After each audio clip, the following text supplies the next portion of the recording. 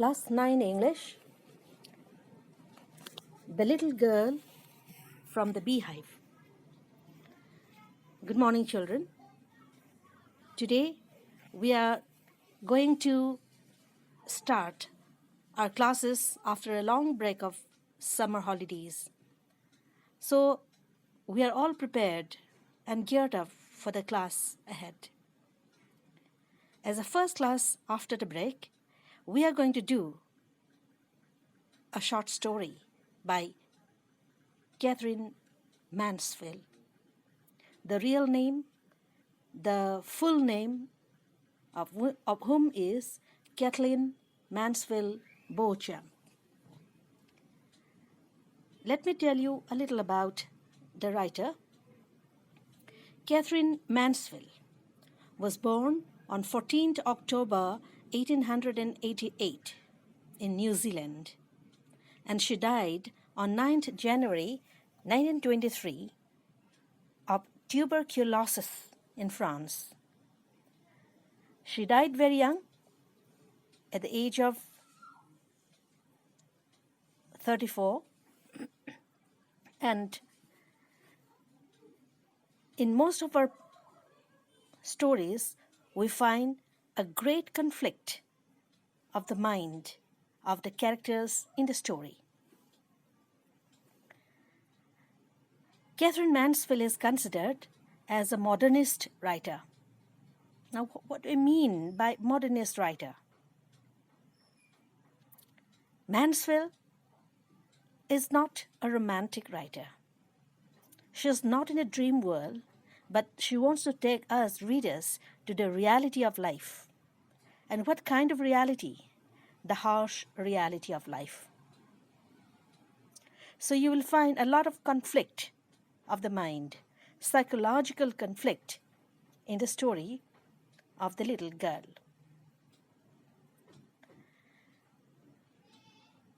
Before we read, let us see if we feel we know about our parents better now than before. Now, if we know our parents much better now than before, perhaps we try to understand the reasons for some of the actions that used to upset our earlier life. Things we did not like about them, but later on we accept, and with a reason. The story about a little girl whose feelings for her father change from fear to understanding will probably find an echo in every home. So now let's go to the story part. To the little girl, he was a figure to be feared and avoided.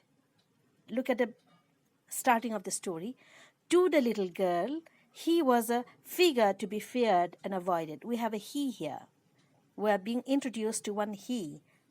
Who is this he? A figure to be feared and avoided. A person, a kind of an image who stands, who represents fear, who represents somebody to be avoided. So that was he. To the little girl, he was a figure to be feared and avoided. Every morning before going to work, he came into her room and gave her a casual kiss, to which she responded with, "Goodbye, Father." And oh, there was a glad sense of relief when she heard the noise of the carriage growing fainter and fainter down the long road. Now, every morning before going to work, he came into her room and gave a casual kiss. He gives a kiss to her, but it is a casual kiss. There was nothing, it seemed that there was lack of emotion. It was something done in a regular basis like a routine work, a casual kiss, to which she responded with, "Goodbye, Father." So now we have come to know who the he is. Who is the he referred? It is the father. And oh, there was a glad sense of relief when she heard the noise of the carriage growing fainter and fainter down the long road. So the sound of the carriage growing fainter and fainter, that means it is moving away slowly and slowly.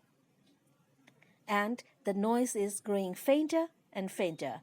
And there was a great sense of relief felt by the speaker. In the evening, when he came home, he stood near the staircase and heard his loud voice in the hall. "Bring my tea into the drawing room. Hasn't the paper come yet? Mother, go and see if my paper's out there, and bring me my slippers." So as soon as he came home, it becomes very noisy. He starts ordering the people around. What does he say? "Bring tea into the drawing room. Hasn't the paper come yet? Go and see if my paper's out there. Bring my slippers." So he keeps ordering the people around. Now look at the line. In the evening, when he came home,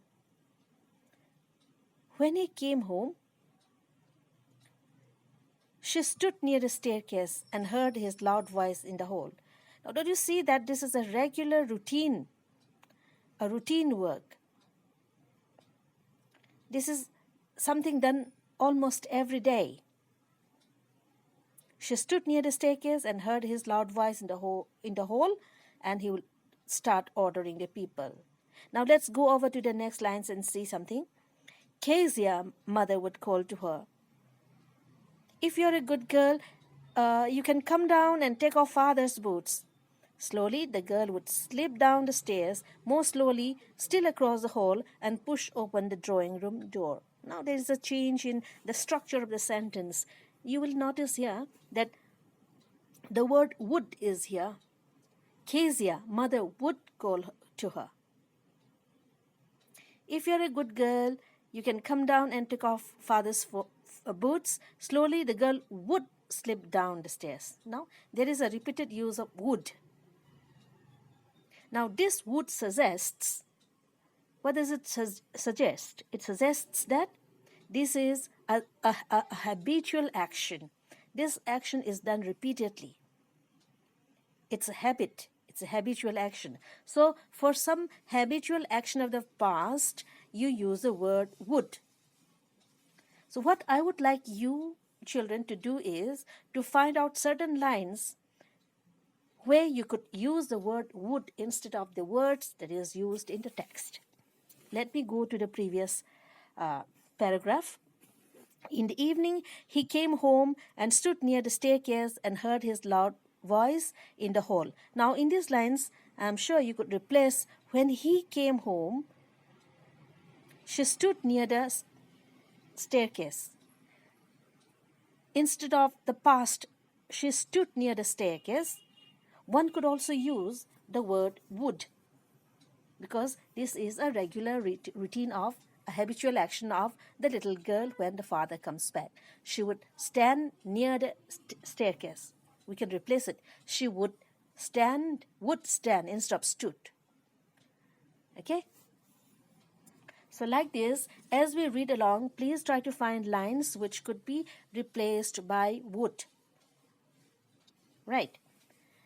Now, by the time he had his spectacles on and looked at her over them in a way that was terrifying to the little girl. So the way the father looks at the girl, there's nothing, there seemed to be no love, no attachment, no emotional bond between the two. It was a terrifying look. The child could not go near the father. It was a terrifying look. "Well, Kezia, hurry up and pull off these boots and take them outside. Have you been a good girl today?" So the father would say, "Take out my boot and keep it outside." And he would ask if she had been behaving nicely during the day. "I don't know, father. I don't know." "You don't know? If you stutter like that, mother will have to take you to the doctor." You don't know. This is repeated by the father. It's a kind of a mimic. It's a kind of an imitation. Children, I told you that Catherine Mansfield deals with the psychological conflicts of the people, something which is commonplace among us. So if you stutter or stammer, and if somebody imitates you, how would you feel? You try to be in the shoe of the other person. So she has been mimicked, she has been imitated, copied by the father. And I don't think the child would like it. You didn't know. And he carries on with a kind of a threat. If she continued doing that, she might have to be taken to the doctor. She never stuttered with other people, had quite given it up, but only with father, because when she was trying so hard to say the words properly, now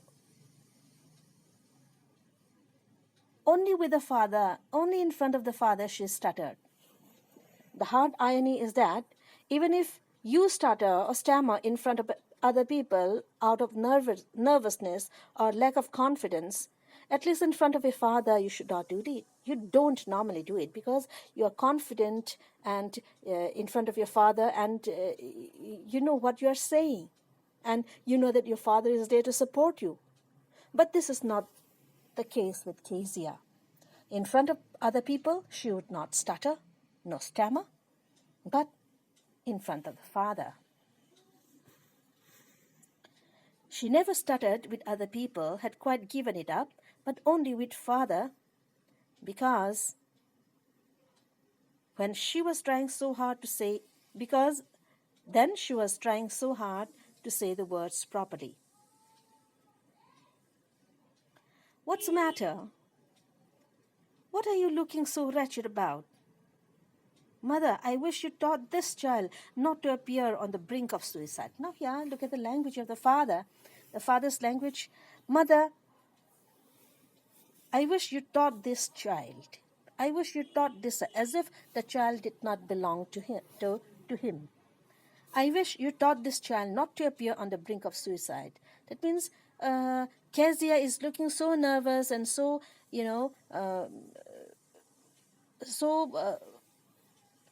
so much without confidence, so much of lack of confidence that she seemed to the father that she was on the brink. She was about to commit suicide. Here, Kezia, carry my teacup back to the table carefully. He was so big. His hands and his neck, especially his mouth, when he yawned, thinking about him alone was like thinking about a giant. So the father was a giant figure. The father was a giant figure. He was just like a giant to the little girl. On Sunday afternoons, grandmother sent her down to the drawing room to have a nice talk with father and mother. But the little girl always found mother reading and father stretched out on the sofa, his handkerchief on his face, his feet on one of the best cushions, sleeping soundly and snoring. So on Sunday afternoons, grandmother sent her down to the drawing room to have a nice talk with father and mother. The grandmother wanted little Kezia to be in good terms, to be with the father, to be very close to the father. But when she goes to talk to the father, how does she find the father? In what manner, in what way the father was found? Father would be stretching out on the sofa, his handkerchief on his face and his feet on one of the best cushions of the mother, and he would be sleeping and snoring soundly. And mother, what about the mother? The mother would be there, sitting near him, reading. So, children, we are going to do up to here, and what I would like you to find out is the use of would. How could you replace certain lines with would? Would that shows the habitual action of the past. Okay? And another thing is that you are supposed to read the lesson carefully so that you can frame questions like, look at the first stanza, for example. To the little girl, he was a figure to be feared and avoided. So here you can frame one question. Who is he here? Answer of which you'll find in the next coming lines. What kind of a figure was he? Two questions you have made. Every morning before going to work, he came into her room and gave her a casual kiss. What does he do before going to the work? Third question. To which she responded with, "Goodbye, father." How did the girl respond to the father? So how many questions you have made? 4 questions. And oh, there was a glad sense of relief when she heard the noise of the carriage growing fainter and fainter down the long road. So what was her emotion? How did she feel when the father left home for office? So in this small paragraph of how many lines? 1, 2, 3, 4, 5, 6, 7 lines, you can make 5 questions. So please try to make as many questions as you can as possible from the portion that we have covered, and that is how you are going to help yourself to comprehend the lines, to comprehend the lesson better, and do the question answers by yourselves. So please, it is your homework. What is the homework? Read the portion done now and also try to frame as many questions as possible from the text. Okay. Thank you so much. Goodbye.